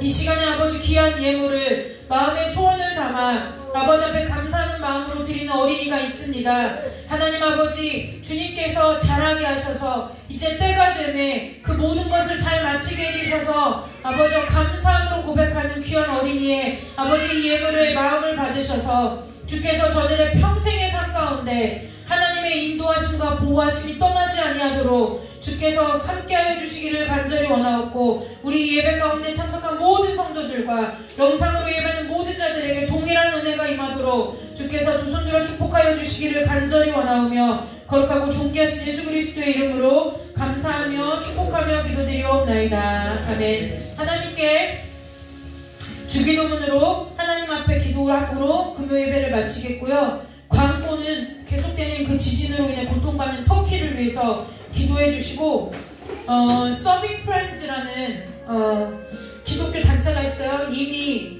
터키로 갔어요. 터키로 들어가서 이미 구호 활동을 하고 있어요. 먹이고 입히고 고치고 하는 일을 하고 있는데요. 교회에서 그 돈을 모아서 헌금하는 것이 아니라 여러분에게 이제 제가 계좌번호를 받기로 해서 계좌를 저 뒤에다가 광고판에 써서 붙이시면 여러분들이 금액도 제한 두지만 5,000원도 좋고 3,000원도 좋아요. 금액이 많고 적음이 아니라 우리는 그 작은 것을 드리고 하나님께서 역사하시기를 기도함으로 바라는 것이니까, 여러분들이 하나님 앞에 기도해 보시고 마음에 감동이 되는 대로 그곳에 헌금을 보내주시면 거기 그 담당하시는 목사님께서 그것을 잘 전달해서 귀한 땅에서 그 고통받는 자들에게 하나님의 사랑을 전하는 귀한 도구로 쓰일 거예요. 그래서 그 일에 여러분들이 기도로 협력하시기를 주님의 이름으로 부탁을 드립니다. 내일 우리 예은쌤, 우리 예은청년 연주회가 있는데요. 여러분들이 연주회 있을 때 나는 가네 못 가네 이런 문제가 아니라, 우리가 청년회에서 기도해 줄 때 이것이 하나님께서 주신 악기라면 하나님의 비전을 이루는 도구가 되게 해달라고 여러분들이 중보해 주시기를 부탁드립니다. 주기도문으로 예배 마칩니다. 하늘에 계신 우리 아버지여, 이름이 거룩히 여김을 받으시오며 나라의 마옵시며 뜻이 하늘에서 이루어진 것 같이 땅에서도 이루어지리이다. 오늘 우리에게 일용할 양식을 주옵시고, 우리가 우리에게 죄질자를 용서해 준 것 같이 우리 죄를 사하여 주옵시고, 우리를 시험에 들게 하지 마옵시며 다만 악에서 구하옵소서. 대개 나라와 권세와 영광이 아버지께 영원히 있사옵나이다. 아멘.